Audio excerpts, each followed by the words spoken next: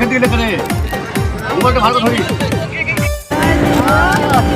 hello এই মুহূর্তে যাচ্ছি আমরা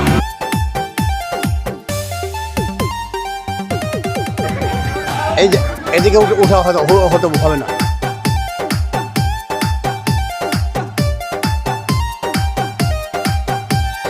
কোথায় গেলাই আমার ও সকিনা ঠান্ডা পইরা গেল আমায় করো বিয়া